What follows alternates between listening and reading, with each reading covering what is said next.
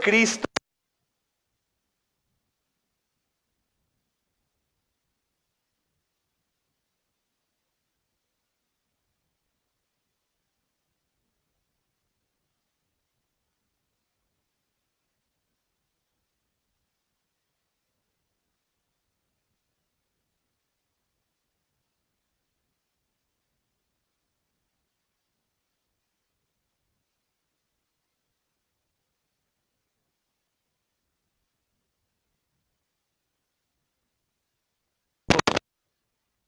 Pecados hechos justos. Así pues, nosotros como colaboradores, sus hermanos. Amén y gloria a Dios. Amén y gloria a Dios, hermanos. ¿Cómo les ha ido esta semana en el evangelismo, hermanos? ¿Cómo han estado predicando el evangelio? Mi hermanita Blanca, duro. ¿Cómo les ha ido a los demás hermanos? ¿Cuántas personas han escuchado el evangelio glorioso del Señor Jesucristo? Dios hablando a través nuestro. Reconcíliese con Dios. Es increíble. Estaba meditando en el libro de Jonás y curiosamente después de estar meditando 2 días en el libro de Jonás, porque nos vamos a reunir con los hermanos que tienen el deseo de predicar el evangelio en la calle, y ahora vi una predicación. Las veo porque en Facebook pues puedes ver predicaciones sin que te consuma datos. Es parte de tu plan de datos. Entonces no es como el YouTube que te consume tus datos de la red, sino es parte del plan. Entonces puse play en una predicación de la Iglesia Biblia del Señor Jesucristo del pastor Salvador Gómez Dixon, y hablaba justamente de Jonás, y dije, ay Señor, qué bendición. Obviamente fui alimentado mucho por el hermano, y meditaba, hermanos, en el libro de Jonás, porque la revelación que el Señor trajo a través de este libro fue muy diferente a como normalmente yo lo conocía, o tú lo conoces, creo, supongo la mayoría de nosotros. En cuanto a predicamos a Jonás, negligente, desobediente, entonces el Señor lo lleva a la fuerza. Pero realmente el contexto no es ese, hermanos, aunque también es una sombra de la obra de Cristo. El mismo Señor lo enseña acerca de los 3 días que Él está muerto, literalmente muerto. Y Jonás no está muerto, pero está como muerto. Resucitó, hermanos, prácticamente al ser devorado por un gran pez, que es un dato histórico. Los que dudan acerca de si esto fue cierto, les quiero decir, es un dato histórico, hermanos, es historicidad. Realmente Jonás fue tragado por un gran pez. Pero lo que estaba yo viendo, hermanos, estudiando y orando este libro, más allá que la advertencia o el regaño de parte de Dios por ser negligentes y no hacer su voluntad, lo hemos estado hablando últimamente, el camino de Jonás, el camino violento, ¿no? En lugar del camino de obediencia, violento, pero con el Señor. Yo veía aún, hermanos, el llamado de Jonás al Señor, como todos nosotros, pero algo asombroso que me llenó de tanto gozo es cómo Dios mostraba la salvación, no salvación, hablando de la salvación para vida eterna, sino la salvación en todo sentido. Cuando Jonás, hermanos, es negligente, Jonás es como tú y como yo. Él es un profeta, a lo que me refiero como tú y como yo, que es un hombre salvo. Y Jonás es negligente a su llamado y se va por un camino distinto. Él rehúye a ir a llevar el evangelio a los incrédulos, súper, hiper paganos, carniceros, violentos. Mataban gente, mutilaban gente y hacían lo que querían cuando conquistaban otros pueblos, los ninivitas. Y cuando Jonás escucha que tiene que ir a predicar el evangelio, hermanos, Jonás no se enoja con Dios ni discute con Dios a primera mano, sino simplemente él va por otro lugar como diciendo, bueno, me voy a esconder tantito del Señor, pero lo sigue amando, tiene comunicación con él y todo esto. Y Jonás se va por un camino distinto al del Señor, sube a una embarcación, De pronto se empieza a poner todo mal, como sabes. Los hombres preguntan quién será el culpable, echan suertes, es Jonás. Jonás declara que es hijo del creador del cielo y del mar y de la tierra y todo lo que hay. Y estos hombres dicen, pues este es el Dios, vamos a echarlo al agua.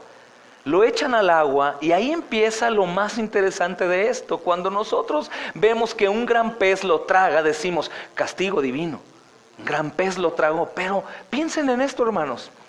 ¿Qué hubiera pasado si Dios no hubiera enviado un gran pez para que devorara a Jonás en medio de un océano sumamente agresivo, profundo, de noche y sin nadie que lo rescatara? No había helicópteros, no hay salvavidas, no hay otras embarcaciones pesqueras. ¿Qué hubiera sucedido, hermanos? Hubiera muerto, ¿no? Entonces, más allá que ver al gran pez como un castigo, primeramente, es un rescate, hermanos. Y es un rescate tan hermoso porque lo que el Señor quiere es obligar a Jonás para que tenga una comunión con Él a solas y hablar con Él y recordarle, Jonás, tu propósito es predicar el Evangelio. Más adelante podemos ver que Jonás está sumamente enojado porque el Señor ha perdonado a ese pueblo pagano. Y el Señor nuevamente lo somete a prueba. El sol es impresionantemente fuerte, el calor es abrasador. Y de pronto le dice, bueno, ahí te va, una sombrita en tu cabeza. Pero inmediatamente Dios dispone a enviar un gusano que se coma la sombra. Y Jonás se enoja, mira nada más, prefiero estar muerto. Primero perdonas a estos paganos y después quieres que me consuma bajo el sol. El Señor le vuelve a enseñar, tú estás pensando en ti. Tú solo quieres tu comodidad, tú quieres hacer las cosas a tu manera. Y yo lo que quiero es que no te olvides que el propósito de mi pueblo es extender el reino. Pero la mayor parte del tiempo nos ocupamos más en mi sombra.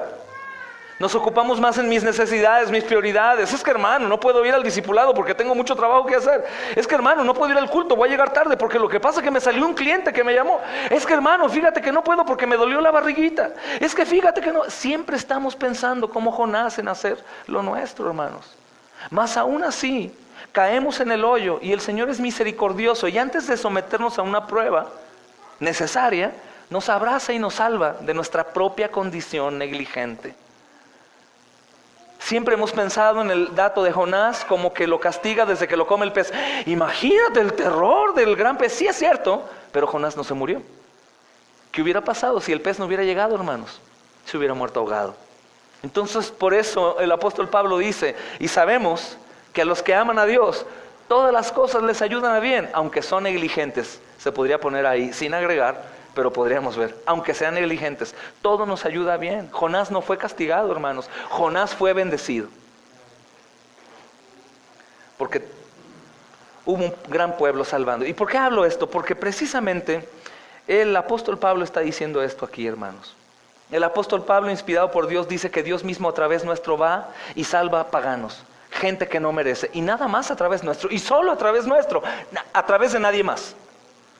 Solo a través de ti. Qué impresión, qué responsabilidad, ¿no, hermanos? Solo a través de ti. Nosotros somos los atalayas de Ezequiel 33, que estamos arriba de la torre, vigilando.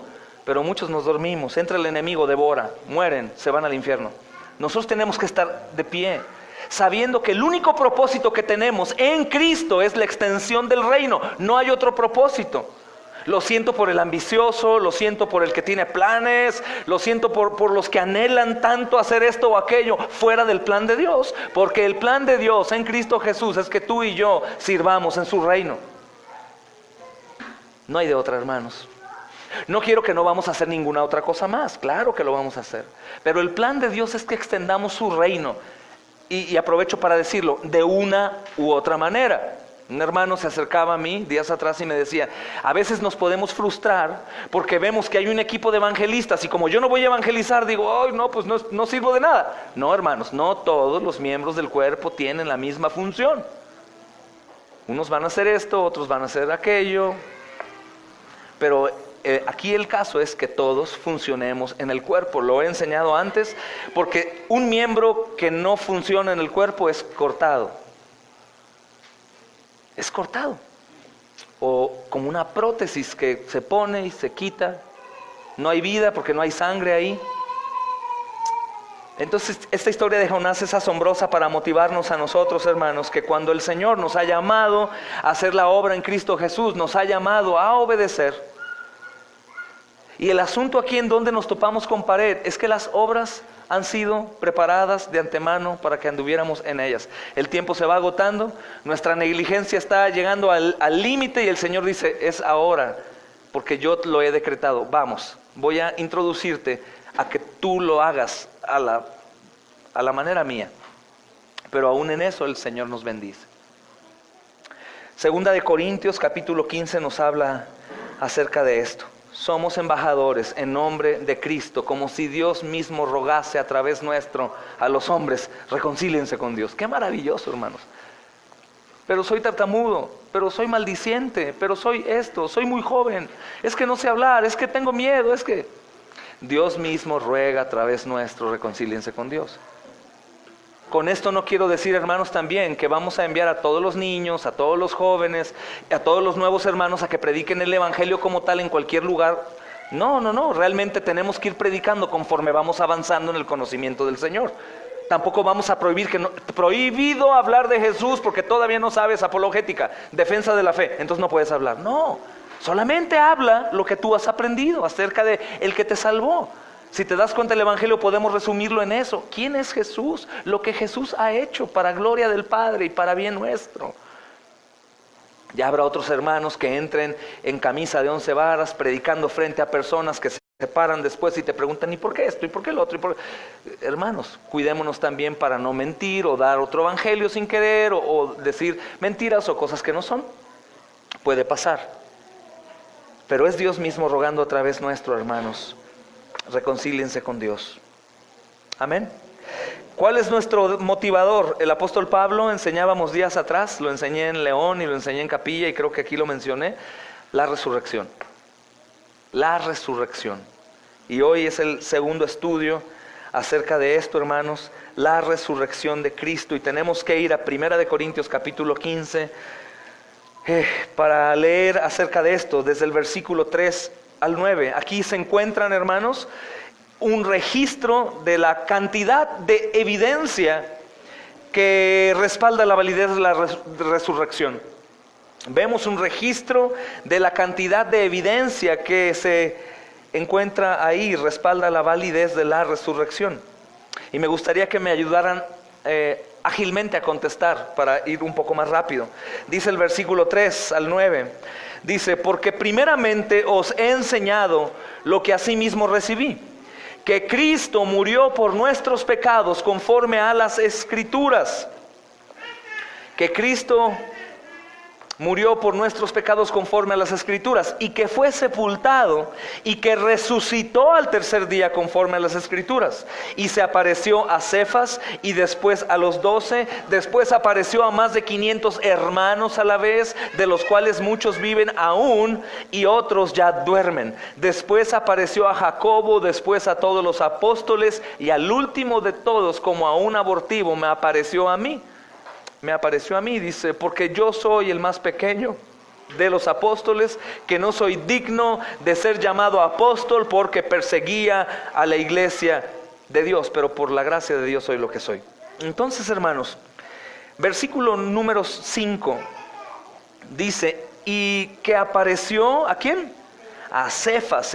Es la primera referencia que vemos de la resurrección en el Evangelio de Juan, capítulo 1, versículo 42. El que quiera ir ahí pronto, para que puedas hacer tu concordancia. Juan, capítulo 1, versículo 42, está hablando de esto precisamente. Dice el 1:42, y trajo a Jesús, y mirándole Jesús dijo, tú eres Simón, hijo de Jonás, tú serás llamado Cefas, que quiere decir Pedro. Entonces, esta es la referencia que está diciendo aquí el apóstol Pablo a los Corintios.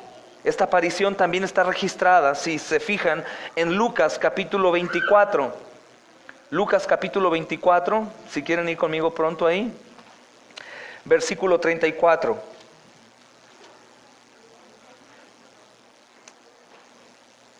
Dice que decían, ha resucitado el Señor verdaderamente y ha aparecido a Simón, Cefas, Pedro. Es esta una concordancia acerca de lo que está hablando aquí el apóstol Pablo, hermanos. Es esa aparición. Después dice el versículo 5 de 1 de Corintios 15. Dice, apareció a Cefas y después, ¿qué dice? A los 12. Ahora, dato importante, me detengo aquí. ¿Por qué a los 12? Judas ya no está aquí en el paquete, hermanos. Pero acuérdate que a ellos los seguían identificando como los 12. Los conocían como los 12. Y aunque Judas ya no estaba y eran 11, eran los 12. Eran los 12, y por eso la escritura hace referencia a los 12. No habían elegido aún a Matías, y aún que eran 11, el pueblo, los demás los conocían como los 12. Esta aparición, hermanos, después de la resurrección de Jesús a los discípulos, es una de varias. No es una sola exhibición, sino es una de varias. Ve el versículo 7 del capítulo 15 de Primera a los Corintios. Dice, después apareció a Jacobo, después a todos los apóstoles. A todos los apóstoles. Esto ocurre en la tarde de la resurrección, hermanos. Vayamos a Lucas otra vez, capítulo 24. Voy un poco rápido porque no es en donde nos vamos a detener hoy, sino solo quiero terminar lo que dejamos pendiente y después ir a datos históricos en la Biblia. Y voy a decirles por qué es tan importante aquí detenernos, hermanos. Lucas 24, 36 al 43. Dice, mientras ellos aún hablaban de estas cosas, Jesús se puso en medio de ellos. Qué glorioso, hermanos. Mientras ellos hablaban aún de estas cosas, Jesús se puso en medio de ellos y les dijo, paz a vosotros. Entonces, espantados y atemorizados, pensaban que veían un espíritu. Pero Él les dijo, ¿por qué estáis turbados y vienen a vuestro corazón estos pensamientos? Mirad mis manos y mis pies, que yo mismo soy. Palpad y ved, porque un espíritu no tiene carne ni huesos, como veis que yo tengo, dice el Señor. Bendito Dios. Y diciendo esto, les mostró las manos y los pies. Y como todavía ellos de gozo no le creían y estaban maravillados, les dijo, ¿tenéis aquí algo de comer?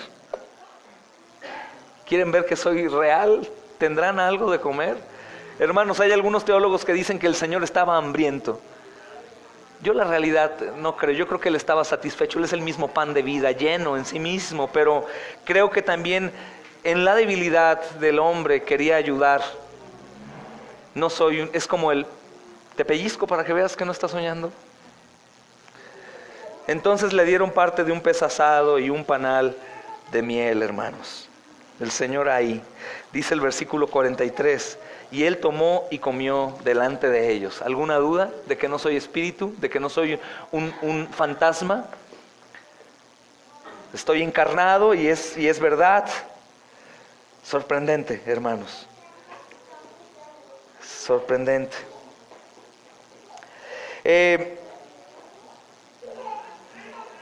Hermanos, en Hechos 16 también es importante. Hechos 1, perdón.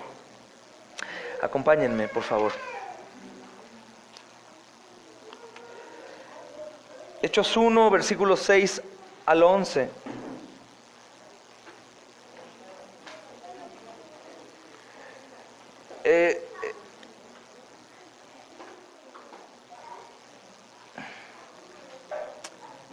Es que dice a más de 500 corintios hermanos a la vez, y esta es una referencia a este versículo que vamos a leer, 6 del capítulo 1 de Hechos, dice el 6, entonces los que se habían reunido le preguntaron diciendo, Señor, ¿restaurarás el reino de Israel en este tiempo? Y les dijo, no os toca a vosotros saber los tiempos y sazones que el Padre, leí desde el 6, ¿verdad? Sí, ese 6 está bien. Y les dijo, no os toca a vosotros saber los tiempos o las sazones que el Padre puso en su sola potestad, pero recibiréis poder cuando haya venido sobre vosotros el Espíritu Santo, y me seréis testigos en Jerusalén, en toda Judea, en Samaria, hasta lo último de la tierra. Y habiendo dicho estas cosas, viéndolo ellos, fue alzado y le recibió una nube que le ocultó de sus ojos. Y estando ellos con los ojos puestos en el cielo, entre tanto que él se iba, he aquí se pusieron junto a ellos 2 varones con vestiduras blancas, los cuales también les dijeron: varones Galileos, ¿por qué estáis mirando al cielo? Este mismo Jesús que ha sido tomado de vosotros al cielo, así vendrá como le habéis visto ir al cielo.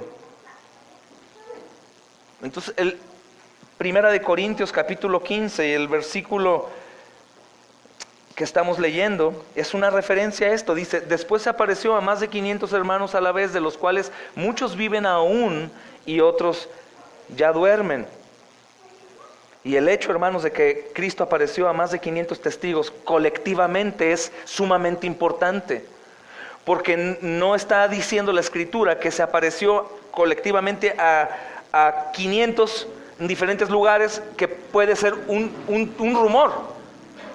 ¿Te has dado cuenta que hay veces que se corre un rumor, lo que llamamos un chisme, y la gente cree en algo que ni existe? Pero aquí el asunto es colectivo, hermanos, y colectivo está hablando de que es en el mismo lugar y a la misma hora.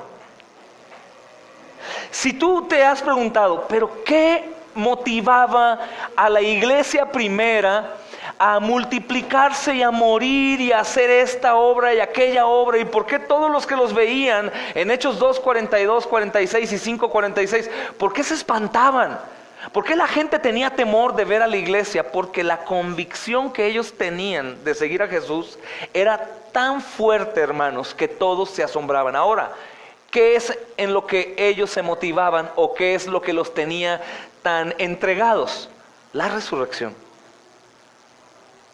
Porque la ley en Deuteronomio 19, hermanos, recuerden, hemos hablado de esto mucho, decía: solo por el testimonio de 2 o 3 testigos se mantendrá la acusación, o en este caso, en la verdad de alguien. Pero en este caso no son 2, en este caso son 500 en el mismo lugar, a la misma hora, que decían que Jesús había resucitado. Entonces, muchos de los que estaban vivos aún y que comenzaban a ser parte de la iglesia y eran entregados a los peores castigos por predicar a Cristo, era porque habían sido testigos o habían escuchado a más de 2, 3, 4, 50, 100, 200, 300 decir que Cristo se había resucitado. Cristo había resucitado. Entonces, la doctrina de la resurrección, hermanos, del Señor Jesucristo de entre los muertos es sumamente importante, no únicamente para nuestra predicación y evangelismo, sino para tu vida cristiana. Es sumamente importante. Este dato histórico de que se aparece a 500 personas de una manera colectiva es sumamente importante. Hermanos, 500 personas es un mundo. Aquí nos reunimos 100 aproximadamente, un poquito más. Son 500 personas, 5 veces más, en un solo lugar, viendo al Señor encarnado, hermanos, en un cuerpo resucitado. Y el hecho de que la mayoría de los 500 hermanos estaban todavía con vida en el momento de que el apóstol Pablo está escribiendo Primera de Corintios 15, lo que estamos leyendo esta carta, ellos podían ser llamados a testificar y dar todavía más respaldo a los argumentos de Pablo. Cuando Pablo, hermanos, está predicando en muchos lugares, lleva algunos seguidores. Estos seguidores no están siguiendo únicamente a un maestro muy inteligente y muy bueno para hablar, muy elocuente. No, hermanos, ellos están siguiendo a alguien que tiene plena convicción de lo que está predicando, pero los otros lo están siguiendo porque ellos sí pudieron ver a Cristo resucitado. Iban con él. Pablo tenía el don de la predicación, era el don apostólico, dones extraordinarios. El Señor hacía de todo a través de él, pero los hombres que iban detrás, que probablemente no tenían dones extraordinarios, hermanos, sino otros dones en particular, ellos iban siguiendo no tanto por Pablo, sino porque ellos habían visto a Cristo resucitado. Esto es fabuloso, hermanos. O sea, no era a un seguidor famoso, a un profeta, a un Simón el mago. No, ya no era Juan el Bautista, un gran profeta. Ya ahora es al Cristo anunciado desde el Antiguo Testamento, que padecería, moriría y resucitaría. Y la convicción de ellos, hermanos, claro que el Espíritu Santo es atribuido todo, la misma revelación es por el Espíritu Santo, pero ellos en su carne vieron a Jesús resucitado. Y este dato histórico, hermanos, nos tiene que dar a nosotros también mucho gozo. No estamos siguiendo a un Dios muerto. Cristo no está muerto, dice una película muy carismática, ¿verdad? Dios no está muerto. En realidad Cristo resucitó. Y hay datos históricos de esto, hermanos. Datos históricos de esto. Entonces, este pasaje de 1 de Corintios 15, hermanos, demuestra que Pablo consideraba la resurrección como un evento real, pero no un evento histórico. Muchas personas al mismo tiempo vieron a Jesús resucitado. Entonces nos preguntamos un tanto frustrados, ¿por qué ellos sí se entregaban? ¿Por qué ellos fueron capaces de vender casas, vender propiedades, hacer esto o aquello, a morir? ¿Por qué? Porque muchos de ellos vieron a Cristo resucitado. Y era una reacción en cadena. Veíamos hombres, hermanos, que se entregaban y decías, bueno, si ellos son capaces de morir por un Dios que no está con ellos, un Salvador que no está físicamente, o son extremadamente locos, o es verdad. Pero aquí el asunto es que un extremadamente loco, hermanos, no se ve mucho por ahí. Todos los que mueren por alguien que ven. Sus presidentes, sus gobernantes, artistas, ídolos, pero no por alguien que no ven. Y era algo que se transmitía, hermanos. Y era una reacción. En realidad, Cristo resucitó y era algo que ellos predicaban, hermanos. Al enlistar nosotros en orden cronológico las apariciones de Cristo, hermanos, después de la resurrección, el apóstol Pablo demostró que él veía la resurrección de Cristo como un evento real en la historia. Uno que estaba validado por el testimonio de testigos oculares y de testigos que pudieron tocarlo y comer con él. Entonces, creo que es tan importante entonces esto, hermanos, que tenemos que profundizar un poco más. Esto nos va a servir mucho, mucho. Porque es parte del Evangelio. Es el Evangelio también, la resurrección. Un Evangelio sin resurrección es otro Evangelio. Por lo tanto sería anatema. Entonces, antes de que sigamos, hermanos, avanzando o considerando la resurrección de Cristo, nos será de mucha ayuda, hermanos, considerar un resumen detallado de eventos históricos que no son descritos en la Escritura. Los que toman notas, hermanos, los que subrayan, háganlo. Es muy temprano, hermanos, en la mañana del tercer día después de la muerte de Jesús. Las mujeres con temor y tímidamente se encaminan al jardín donde el cuerpo del Señor Jesús fue puesto en una tumba. Su encargo, hermanos, no es uno de esperanza, sino de dolor. Están en luto, con mucha tristeza, hermanos. Su único deseo es honrar el cuerpo de su amado Jesús con una sepultura adecuada. Ellos en realidad, ellas en este caso no están con el gozo esperando en la resurrección. Ellos están bajo la muerte. Muy atemorizadas, hermanos. Su conversación se limita a aquello que se convertiría en un pequeño detalle. ¿Quién nos removerá la piedra de la entrada del sepulcro? Van motivadas, llorando, quieren honrar a su Señor, pero ¿quién va a mover la piedra de 500 kilos que está en el sepulcro? ¿Qué vamos a hacer? En Marcos 16, versículo 2, que estamos por llegar en unas semanas ahí, si Dios permite. Marcos 16, versículo 2 al 4 dice: y muy de mañana, el primer día de la semana, vinieron al sepulcro, ya ha salido el sol. Pero decían entre sí: ¿quién nos removerá la piedra de la entrada del sepulcro? ¿Quién nos va a ayudar con semejante roca, hermanos? La resurrección de Jesús es, hermanos, la última cosa que les pasa por la mente. Y dirás, pero ellos lo vieron, escucharon, estuvieron con Él. Él prometió que resucitaría. Son como tú y como yo. Ellas no están pensando en eso, hermanos. Sin embargo, el dolor de ellas se convierte en miedo, y el miedo en esperanza, y la esperanza en gozo inefable y lleno de gloria, hermanos. Ellas de pronto ahí son recibidas por una piedra removida, una puerta abierta, una tumba vacía y una proclamación angelical de buenas nuevas, como dice Lucas 24, versículos 5 al 8. ¿Por qué buscáis entre los muertos al que vive? No está aquí, sino que ha resucitado.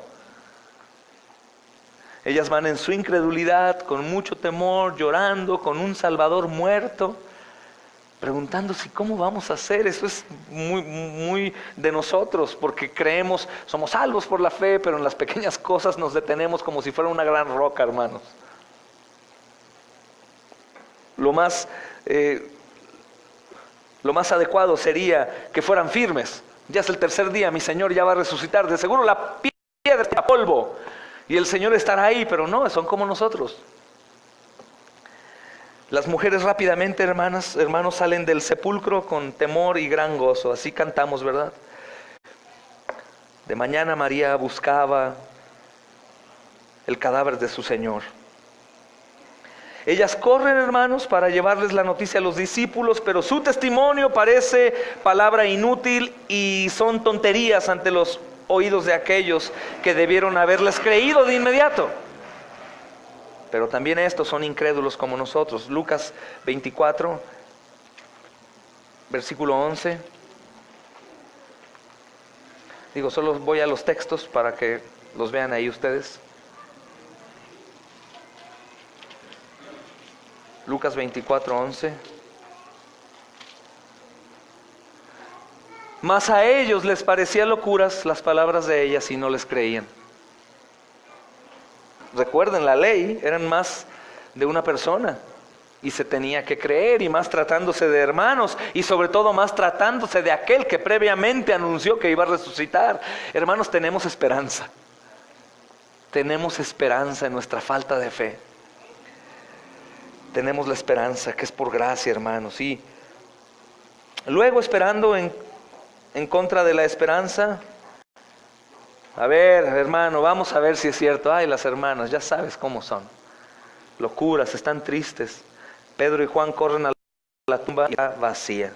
Y después de una breve y confusa investigación, ellos regresan a los otros sin palabra segura. Es hermoso profundizar en esto, porque imagínate a hombres como tú y como yo, buscando, viendo la tumba vacía, confirmando que lo que las hermanas acaban de decir es verdad, pero tratando de buscar huellas, ¿no? Pisadas, ¿por dónde habrá salido? ¿Quién habrá quitado la piedra? ¿Habrán venido por él? ¿Lo habrán robado? Sí, sabes, somos investigadores, hermanos. Ellos estaban igual, tratando de sacar sus conclusiones, tratando de encontrar un motivo terrenal, hermanos.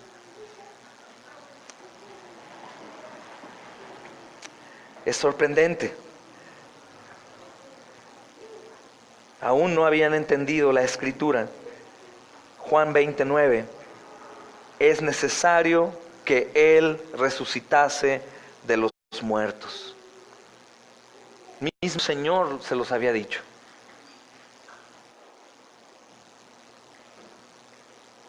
Y en su veloz partida, hermanos, ellos dejan atrás a una llorosa María Magdalena. Y se queda ahí llorando y ellos corren. Y esta mujer es la primera que se convierte en ver al Señor resucitado, hermanos. Ella entonces es comisionada por Él para regresar una vez más a los incrédulos discípulos con otra confirmación de su resurrección. Mira Juan capítulo 20, versículo 11 al 18. 20, 11 al 18. Pero María estaba afuera llorando junto al sepulcro, y mientras lloraba se inclinó para mirar dentro del sepulcro y vio a dos ángeles con vestiduras blancas que estaban sentados, el uno a la cabecera y el otro a los pies donde el cuerpo de Jesús había sido puesto. Y le dijeron a la mujer, ¿por qué lloras? Les dijo, porque se han llevado a mi Señor y no sé dónde le han puesto. Cuando había dicho esto, se volvió y vio a Jesús, que estaba allí, mas no sabía que era Jesús. Jesús le dijo: mujer, ¿por qué lloras? ¿A quién buscas? Ella, pensando que era el hortaliano, le dijo: Señor, ¿tú lo has llevado? Dime dónde lo has puesto y yo lo llevaré. Jesús le dijo: María, María. Volviéndose a ella le dijo: Raboní, que quiere decir maestro. Jesús le dijo: no me toques, porque aún no he subido a mi Padre. Mas ve a mis hermanos y diles: subo a mi Padre y a vuestro Padre, a mi Dios y a vuestro Dios. Fue entonces María Magdalena para dar a los discípulos las nuevas de que había visto al Señor y que Él le había dicho estas cosas. Amén. Amén, hermanos. Entonces esta es la comisionada número 1 ahí, después de la resurrección, hermanos. Y esto es seguido por una segunda aparición a las mujeres que regresaban al sepulcro. Y luego una tercera, Cleofas, y otro discípulo en el camino de Emaús. Y los evangelios nos van narrando todo esto, hermanos. Y luego Él se aparece solo a Pedro en Lucas 24:34. Luego 2 veces a los 11 apóstoles. Primero sin Tomás, dice Juan capítulo 20, versículo 19 al 25. Y luego con Él, en el versículo 26 y 29. Primero sin Él, luego con Él. Y luego una vez más a 7 de sus discípulos junto al mar de Galilea, en Juan 21, del 1 al 14. Incluso se aparece a su incrédulo hermano Jacobo, que yo defiendo fielmente que es este Santiago que tenemos aquí en la Escritura, que no es apóstol como tal de los 12. Es el hermano de Jesús, convertido en el momento de la resurrección, cuando se aparece incrédulo. Y es el Santiago que tenemos aquí, hermanos, en la Escritura. Si tú vas a la historia y te das cuenta qué Santiago se escribieron Santiago, ninguno, ni el Jacobo menor ni el mayor son los que escriben Santiago. Entonces obviamente es Santiago su hermano, que se aparece a él siendo incrédulo. Y obviamente dejó de ser incrédulo, ¿verdad, hermanos? Creyó. Su vida es transformada por este encuentro y se convierte en uno de los apóstoles. Se convierte a ellos y en un pilar de la iglesia de Jerusalén, dice Hechos capítulo 15, versículo 33. Y finalmente dice Pablo en nuestro texto de hoy, 1 Corintios 15, 8, se aparece a él, a un abortivo, a Saulo, hermanos, que después fue Pablo de Tarso, en el camino a Damasco, en Hechos 9, versículo 3 al 19. El mismo hombre que se había jurado a sí mismo destruir al cristianismo se convierte en su más ardiente propagador, al evangelista más tremendo en el Nuevo Testamento, el cual escribió el 80% de él, y también defensor con su propia vida del evangelio, hermanos. Y al final tenemos la palabra segura de la Escritura de que antes de su ascensión, nuestro Señor se apareció a un gran número de testigos, tanto individuos como a más de 500 hermanos a la vez. Escucha, tanto a individuos como más de 500 hermanos a la vez. Por eso no podríamos dudar en lo absoluto. Y probablemente, hermanos, podríamos decir: pero espérame, es que yo creo en la resurrección. Y yo le podría decir a más del 60% de la iglesia: ¿y por qué no se nota que crees en la resurrección? ¿Por qué no se nota? Si creemos en la resurrección, hermanos, entonces estaríamos un poco más locos de lo que dicen que estamos. Un poco más comprometidos, más aguerridos, hablando más acerca de este Cristo que resucitó de entre los muertos, más confiados en Él, más animados, con más gozo. Eso es lo que provocó en la iglesia primitiva.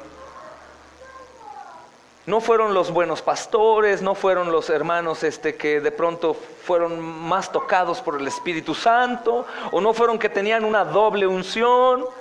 No. De hecho, el contexto de ellos en ese tiempo, hermanos, era extremadamente diferente y más peligroso que el nuestro. Prácticamente ellos llevaban un cristianismo oculto, Pero cuando salían a dar testimonio era público para morir.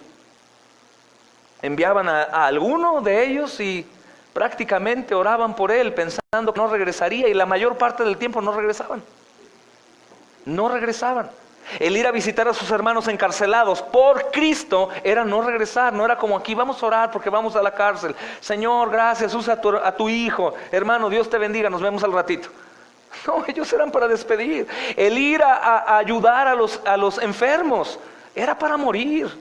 El salir a la calle y anunciar a Cristo era para morir. ¿Qué tenían ellos que nosotros no? Ellos sí creían en la resurrección. Muchos de ellos vieron, pero muchos de ellos no. Pero algo podemos estar seguros por los datos históricos, bíblicos e históricos fuera de la Escritura también, hermanos. Mas a nosotros con la Escritura nos basta. Cristo, el que murió, resucitó. Resucitó, hermanos. Dice 1 Corintios capítulo 15, versículo 6. Después apareció a más de 500 hermanos a la vez, de los cuales muchos viven aún, y otros ya duermen. Otros ya duermen. Dice el versículo 10. Pero por la gracia de Dios soy lo que soy, y su gracia no ha sido en vano para conmigo. Antes he trabajado más que todos ellos, pero no yo, sino la gracia de Dios conmigo. Porque o sea yo, o sean ellos, así predicamos y así habéis creído. Pero si se predica de Cristo que resucitó de los muertos, ¿cómo dicen algunos entre vosotros que no hay resurrección de muertos? Porque si no hay resurrección de muertos, tampoco Cristo resucitó. Y si Cristo no resucitó, vana es entonces nuestra predicación. Y somos hallados falsos testigos de Dios, porque hemos testificado de Dios que Él resucitó a Cristo, el cual no resucitó. Y si en verdad los muertos no resucitan, los muertos no resucitan, porque si los muertos no resucitan, tampoco Cristo resucitó. Y si Cristo no resucitó, vuestra fe es vana, aún estáis en vuestros pecados. Entonces también los que durmieron en Cristo perecieron. Si en esta vida solamente esperamos en Cristo, así, hablando de un Cristo que no resucitó, somos los más dignos de conmiseración de todos los hombres. Entonces ve el lado opuesto. Si nosotros creemos en la resurrección, ¿qué tipo de frutos de cristianismo llevamos a cabo, hermanos? El lado opuesto es no creer. Un evangelio muerto, una escritura sin poder, una fe vana, fríos, medio muertos, sin ni un fruto. ¿Por qué? Porque falta creer que Cristo resucitó. Y si Él resucitó, nosotros también resucitaremos. Y si vamos a resucitar, quiere decir que lo vamos a ver frente a frente. Algún día estaremos frente al tribunal de Cristo, dice la palabra. Y algunos entre nosotros podrían decir, ¿pero qué tiene? Ya voy a ser justificado. Si alguno dice eso, es porque no ha sido justificado. Los demás temeríamos, hermanos. Y diríamos, Señor, voy a estar frente a ti resucitado y te voy a ver. Y ya no voy a necesitar fe, ni esperanza. Porque teniéndote enfrente no necesito más fe ni más esperanza. Porque si te tengo a ti, mi esperanza ya no es necesaria. Tengo ahora que esperaba. Entonces, hermanos, al final tenemos la palabra segura de la Escritura. Que el Señor ha resucitado. Eso es lo que dice la Escritura. Y apareció al mismo tiempo a más de 500 hermanos, después de que se había aparecido en otras ocasiones, y todos estos dieron testimonio de ello. Y el cristianismo hasta hoy, hermanos, ha sido preservado por el Espíritu Santo. Pero ellos han perseverado también porque Cristo resucitó. Todos los hermanos. Todos, aquellos que firmaron con Roma en el momento de la persecución más severa, cuando Roma quiere ser adorado, su César como Dios, pero da permiso de que ellos adoren a su Jesús también. Muchos que firman esto olvidaron que Cristo resucitó. ¿Qué cuentas le ibas a dar al Señor, habiéndote vendido a Satanás?